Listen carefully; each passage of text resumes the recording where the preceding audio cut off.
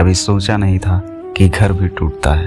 वो घर जो प्यार से बना था, जहाँ हर दीवार हंसती थी, आज वहीं से रोने की आवाज आ रही है। माँ के आंचल के नीचे पलने वाले दो बेटे अब माँ की नजरों में ऐसे बढ़ गए जैसे प्यार का वजूद ही खत्म हो गया।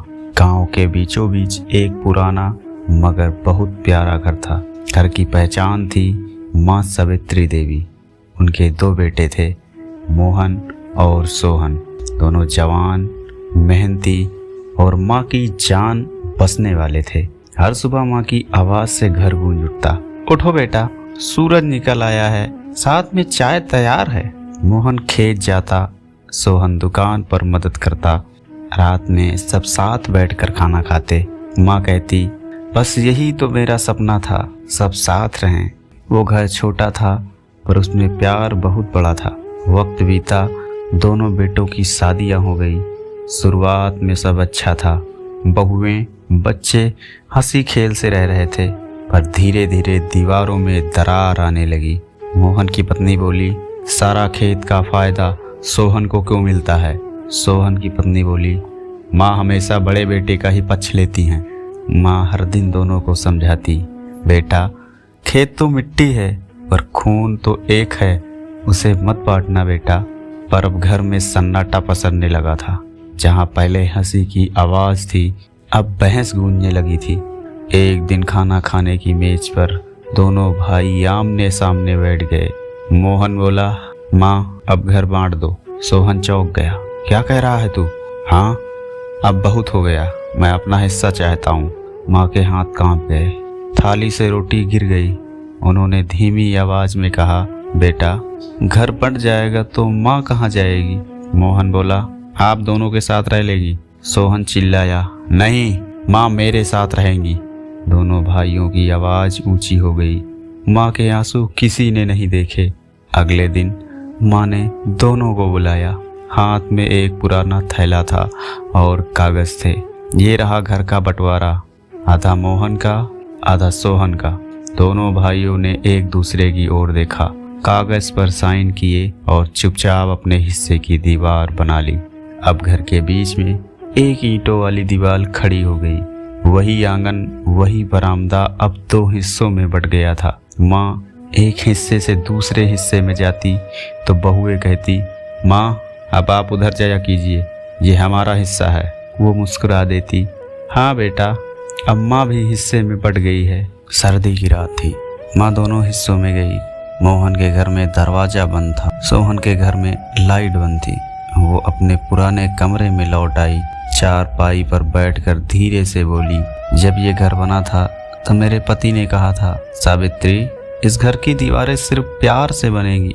आज ये प्यार दीवारों में दफन हो गया। अगली सुबह माँ का शरीर चारपाई पर शांत पड़ा था। चेहरे पर मुस्कान थी, मानो वो अब भी अपने पुराने टूटे घर को जोड़ने की कोशिश कर रही हो। पास में एक चिट्ठी रखी थी जिस पे लिखा था, मेरे बेटों के नाम, जब कभी तुम दोनों फिर साथ बैठो तो एक रोटी मेरी याद में रख देना, क्योंकि माँ भूख से नहीं बेटे की जुदाई से मरती है। जब माँ के जाने की खबर मिली, दोनों भाई दौड़कर पहुंचे। वो दीवार जो कल तक उन्हें अलग करती थी, आज उन्हें जोड़ नहीं पा रही थी। मोहन ने कहा, मैंने माँ से कहा था कि वो मेरे साथ रहें। सोहन रो पड़ा, और मैंने भी यही कहा था। दोनों ने माँ की चिट्ठी को पढ़कर और गले लग गए। वो दीवार जो उन्होंने खुद बनाई थी, अब दोनों ने मिलकर तोड़ दी। धूल उड़ती रही, आंसू गिरते रहे, पर अब वो घर फिर से एक था, बस माँ नहीं थी। वक्त बीता, दोनों भाइयों ने मिलकर उस दीवार की जगह एक मंदिर बनवाया। मंदिर के ऊपर लिखा था, यहाँ माँ रहती है हर दिल में। जब कोई उस घर में आता तो दीवार से हल्की आवाज गूंजती, अब मैं खुश हूँ बेटा, मेरा घर फिर से एक हो गया। माँ तो चली गई, पर तेरी महक अब भी इस घर की दीवारों में है।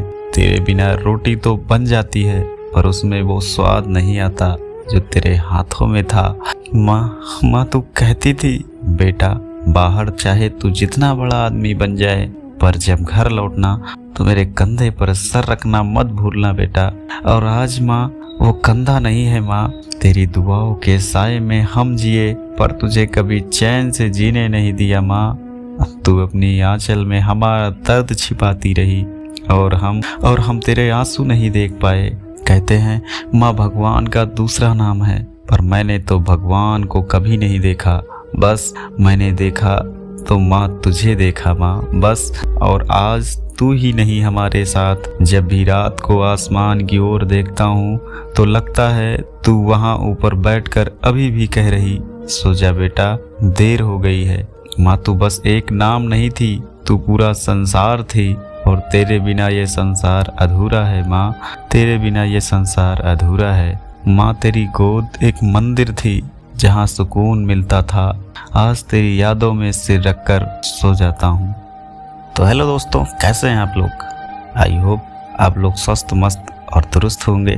तो आप लोग को मेरी स्टोरी कैसी लगी है मुझे कमेंट सेक्शन में ज़रूर बताया कीजिए। और मेरे चैनल पर नए आए हैं तो मेरे चैनल को सब्सक्राइब जरूर से कीजिएगा, क्योंकि मेरे इस चैनल पे आप लोग के लिए बेहतरीन स्टोरी हमेशा उपलब्ध रहती हैं। तो मिलते हैं नेक्स्ट वीडियो में एक नई स्टोरी के साथ। तब तक के लिए स्वस्थ रहें, मस्त रहें और अपने कामों में व्यस्त रहें।